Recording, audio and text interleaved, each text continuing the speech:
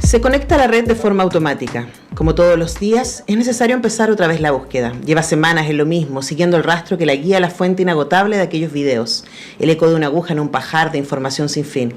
La primera vez que encontró uno de esos nuevos deepfake dando vueltas en internet, supo que el ojo humano no sería incapaz de distinguir la diferencia. Eso de ver para creer había dejado de existir. Había quedado obsoleto al darle play. Con las nuevas redes neurales de algoritmos, los resultados eran tan realistas que era imposible separar un video falso de uno real sin la ayuda de una máquina especialmente diseñada para ella. Si lo veo con mis propios ojos, si experimento algo que no pasó, entonces, ¿sigue significando que no pasó? La idea de verdad se estaba erosionando. De ahora en adelante, nadie podría confiar en lo que veía y en lo que escuchaba. ¿Puede algo que no pasó, pero que pareciera haber pasado, causar la misma alegría y, sobre todo, el mismo daño? ¿Puede algo pasar y no pasar a la vez? La idea de verdad parecía ir en camino a estar muerta y sepultada. Esas son las reflexiones de una de los personajes que aparecen en estos relatos de Principio de Incertidumbre de Carolina Brown, escritora chilena que hace varios años vive en Alemania y desde Berlín. Nos conectamos con Caro. ¿Cómo estás, Caro Brown? Bien, Antonella, muchas gracias. ¿Cómo estás tú? Bien, muy bien. Yo le contaba a los auditores que además de yo leerte y admirarte, tuvimos la fortuna de hacer un programa juntas en pandemia. Sí, me acuerdo. Hicimos, la pueden buscar, estábamos muy encerradas con la Caro Brown, no nos conocimos en persona hasta mucho después. Y una amiga en común, sí, y en Alemania. Y con una amiga en común, la Alejandra Pinto, que además es nuestra panelista de cine en Radiópolis, armamos este programa que pueden ir a buscar si quieren a YouTube, en donde muy encerradas en pandemia, nos turnábamos ahí para recomendar libros, películas, series que nos permitieran salir del encierro a través de la imaginación. Ahora, ese mundo un poco apocalíptico que nos tocó vivir el 2020 y parte del 21, yo creo que tiene harto que ver con el mundo que tú nos presentas en Principio de Incertidumbre, Caro. Cuéntanos un poquito respecto a esos límites, ¿no? Que aparecen en una ciencia ficción que yo digo de pasado mañana, porque es como está muy, muy cerca.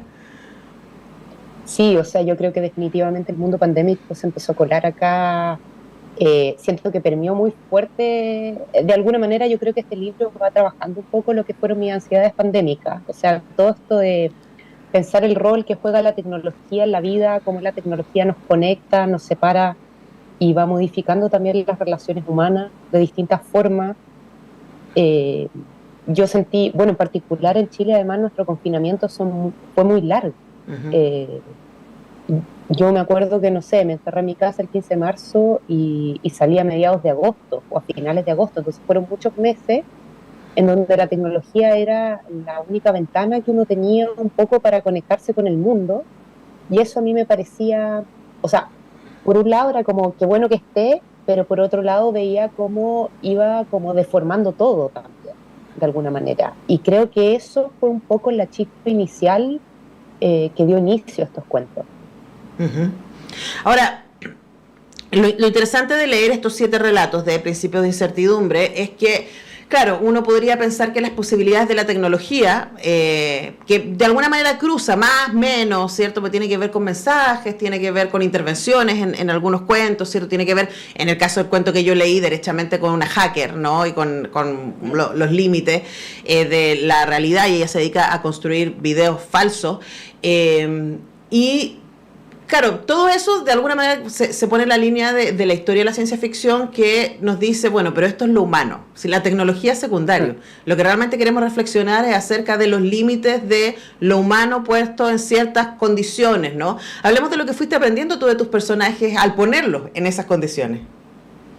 Sí, yo creo que acá me pasó algo que era bastante novedoso para mí. Siento que en mis otros libros, en mis libros anteriores, siempre de alguna manera eran personajes estoicos que de alguna manera yo los admiraba moralmente, por así decirlo. Era gente que como que buscaba hacer el bien o superar sus limitaciones, conectar con otra gente. Acá me pasó que me empecé a meter en un mundo quizás que era como un poco más mezquino, donde habían personajes que están como dispuestos a hacer cualquier cosa por una ganancia personal.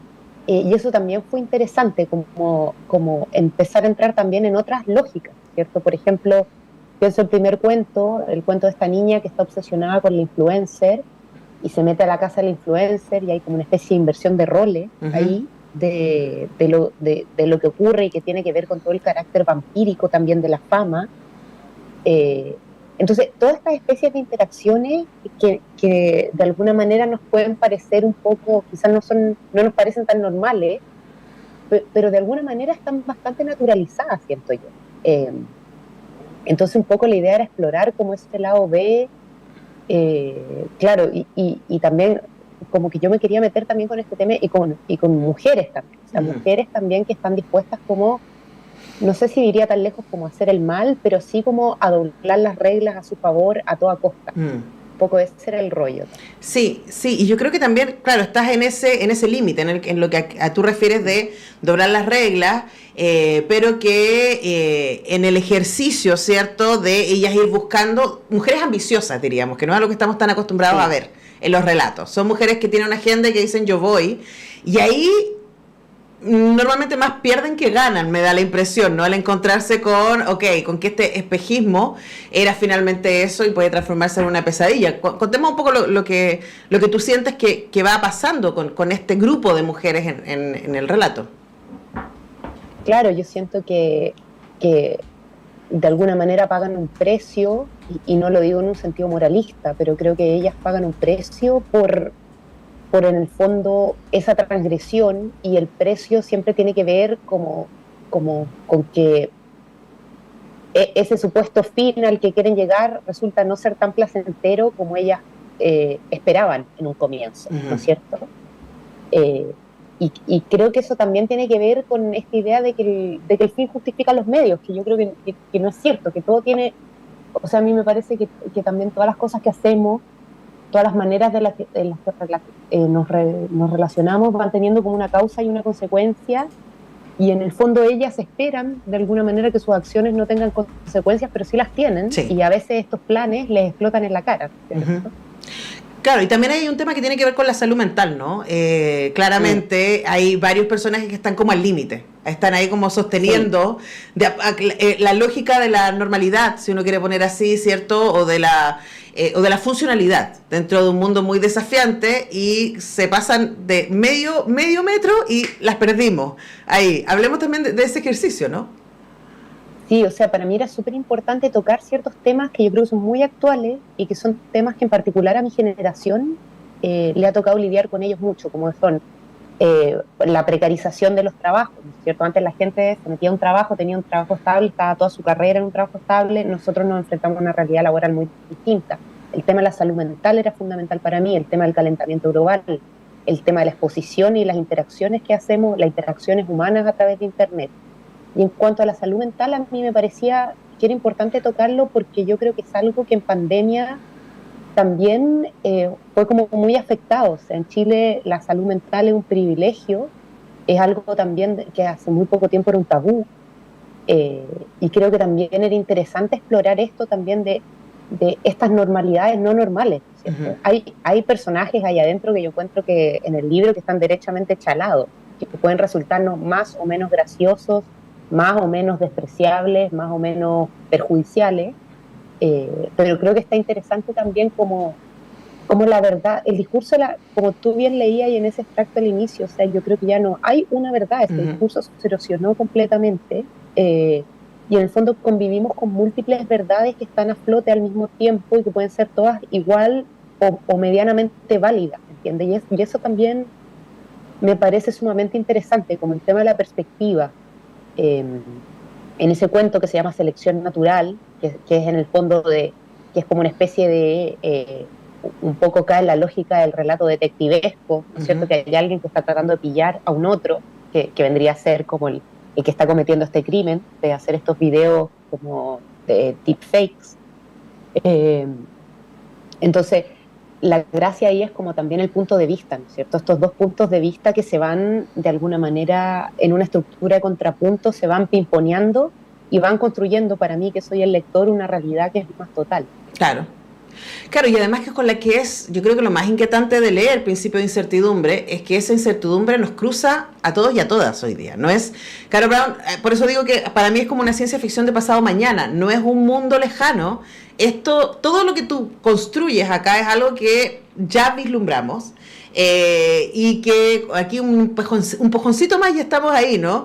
Y eso yo creo que también es lo inquietante. Yo lo leí y me sentía un poco como cuando vi Black Mirror o cuando vi Years and Years, ¿cierto? Que son estas inquietudes que nos están rodeando y qué le pasa al ser humano con eso. Ahora, Caro, tu libro anterior es Duncan, que ganaste un premio con eso que le llamas literatura infantil. El anterior, que hablamos sobre ese libro, ¿cierto? Era Nostalgia del Desierto, que es un libro súper diferente a este. A mí me recordó mucho más Rudas este libro, no solamente por la colección de cuentos, que sea una serie de relatos, sino también como por el ímpetu de los personajes. Y lo dijiste de pasada, pero me parece que sería bueno volver ahí, ¿no? Tu interés por hablar de estas mujeres fuertes, pero al mismo tiempo súper vulnerables, ¿no? Como todas somos finalmente. Sí, o sea, es que yo creo que eso un poco para mí trasciende el tema de género. O sea, yo siento que las mujeres podemos ser tan malvadas y tan frágiles como los hombres. En el fondo nos han encasillado a través de la historia como en estos supuestos roles o en estas supuestas máscaras, pero a mí me interesaba mostrar mujeres que pudieran ser tan ambiciosas, tan psicopáticas, tan como al hueso, como cualquier matón de la esquina. Eso me interesaba explorarlo porque creo que faltan representaciones de mujeres así. Y yo creo que uno de los temas que me ha perseguido a través de mi carrera es este tema de como la representación femenina. Por ejemplo, en Rudas había todo un tema con los cuerpos, ¿cierto? El cuerpo de la mujer generalmente se ha representado de una manera que tiene que ver con lo erótico, que tiene que ver como con el amor, la sensualidad. Y a mí en ese libro me interesaba explorar estos cuerpos fuertes que estaban sometidos a la presión de los elementos, que estaban haciendo cosas muy físicas, que eran, no sé, cuerpos que estaban nadando a mar abierto, que estaban escalando una montaña, que estaban corriendo, que estaban sometidos a la presión del ejercicio, porque sentía que las mujeres generalmente no somos representadas así, y es parte de nuestra experiencia y es parte de nuestra vivencia como mujer, y acá era lo mismo, o sea, por supuesto que hay mujeres criminales, por supuesto que hay mujeres ambiciosas, por supuesto que hay mujeres mentirosas. Se me interesaba también y indagar en esos personajes con profundidad, porque en el fondo la idea es que tengan capa, o sea, no se definen solamente por un único deseo o una única pulsión, sino que eso está matizado por una serie de contradicciones. Porque pienso yo que los seres humanos somos atados de contradicciones. Tenemos este dicho, ¿no es cierto?, en Chile, que no tengo por qué estar de acuerdo con lo que pienso. Yo pienso que eso es muy real. Sí, y ahí estamos, ¿no? Ahora, a propósito de lo último que dijiste, Carol, también te quería preguntar para cerrar respecto a esa distancia, porque tú llevas varios años viviendo en Alemania, pero tus cuentos están situados en Chile. La mayoría de ellos, ¿no? Es como que hay uno que es muy de la revuelta, ¿no? Que está inspirado, bueno, lleva un poquito más allá, ¿no? Esta idea de full control estatal, pero en general los personajes se mueven acá, en esta zona, ¿no? Y quería preguntarte, porque podrías perfectamente hacerlos berlineses, europeos o globales, ¿no? Pero hay igual una situación respecto a eso, y preguntarte la distancia, ¿no? ¿Qué te ha producido y cómo te ha permitido también mirar, quizás, entre comillas, los chilenos? Sí, pues en este libro aparece hasta la Antártica chilena. Claro, uy, ese cuento, hija. Me pasa que creo que la distancia me ha permitido mirar Chile de otra forma, en lo que para mí ha sido muy interesante. O sea, hay por un lado un anhelo siempre como por lo propio, ¿no es cierto? Los lugares, los olores propios, los colores propios, cómo habla la gente, tu espacio. Chile siempre va a ser mi espacio. Pero el estar tan lejos me ha permitido como digerirlo, evaluarlo, mirarlo y como pensarlo de otra forma. No sé si lo podría explicar con palabras como no sé si tengo como una teoría muy coherente al respecto, pero creo que de alguna manera el no estar ahí también me permite verlo de lejos, sí, y como quizás tener una mirada un poco más fría, ¿no es cierto? Sí. O como un poco más distanciada, que creo que para mí ha sido una experiencia como súper enriquecedoras también, mirar Chile del Este, y ver cómo la gente mira Chile desde acá. En Alemania hay una relación bien loca con Chile porque todo lo que fue la ex RDA, en el fondo, tienen como muy presente a Chile, lo pasan en el colegio, hay como una cosa ahí loca y está bueno también. Sí, no, pensaba en las posibilidades también de espejear, ¿no? O sea, cuando está uno en la diferencia, uno puede reconocer lo propio. Sí. Y también pensaba que sin duda el autor que más ha trabajado en los chilenos, Raúl Ruiz, vivió las últimas 4 décadas de su vida fuera de Chile. Y siguió hablando de Chile, aunque hiciera películas en París o en Lisboa, siempre era como Sí. de alguna manera nos cruza, ¿no? Que yo creo que es imposible sacar Chile de los chilenos. Y de la literatura. Ahora, es interesante porque igual este libro, de nuevo, están estas referencias, ¿no? Pero como es un mundo semidistópico, y digo semi porque de nuevo está inquietantemente cerca, resulta tremendamente familiar. Ahora, Caro, el libro ya está en librerías, está editado además por Six Barral, Sí. al interior, que es un sello importante, como el sello que finalmente se la juega ahí más duro por la literatura al interior de Planeta, y preguntarte respecto a tus expectativas. Ahora que el libro ya está por ahí, ¿qué te gustaría que pasara? Hoy, ¿qué me gustaría que pasara? Bueno, uno siempre quiere que la lean, y yo creo, y que la comenten, y eso ha sido bien lindo. Siento que apenas empezó, salió el libro, y me parece que ha tenido un súper buen recibimiento. Yo estaba un poco asustada porque también se desmarca un poco.